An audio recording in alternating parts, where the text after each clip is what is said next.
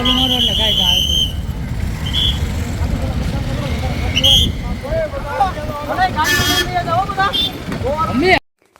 નમસ્કાર દર્શક મિત્રો, આપ જોઈ રહ્યા છો કાનાબાર ન્યૂઝ રાજુલા.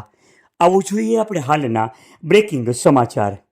રાજુલા નજીક આવેલ હિંડોણા નજીક ડાયપર બનાવવા માટેના કારખાનામાં ભયાનક આગ લાગી. ભીષણ આગ લાગવાથી કારખાનાની દિવાલ ધરાશય થવા પામી. ફાયરની ટીમોને સમાચાર મળતા ફાયરની તમામ ટીમો ઘટના સ્થળે પહોંચી. આ આગ બેકાબૂ બની અને ચારે તરફ આગના દ્રશ્યો જોવા મળ્યા.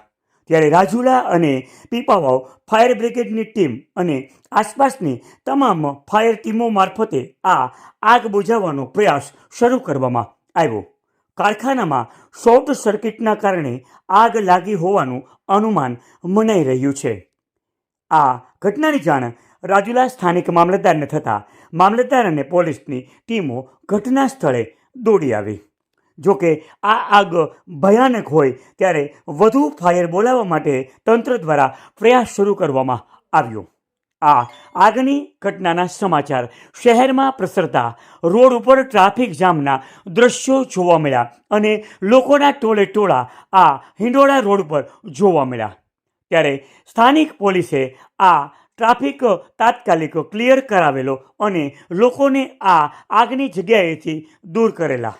જોકે સ્થાનિક આ આગ લાગવાથી સ્થાનિક વીજળી તંત્ર દ્વારા વીજળી પુરવઠો આ વિસ્તારનો તાત્કાલિકપણે બંધ કરી દેવામાં આવેલો અને કોઈપણ જાતની ઘટના વધુ ન બને તે માટે મામલતદારની ટીમ તેમજ પોલીસની ટીમ સહિત અનેક સેવાભાવી લોકો દોડી આવેલા.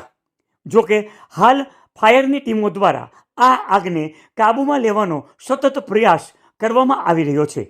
આપ જોઈ રહ્યા હતા કાનાબાર ન્યૂઝ રાજુલા.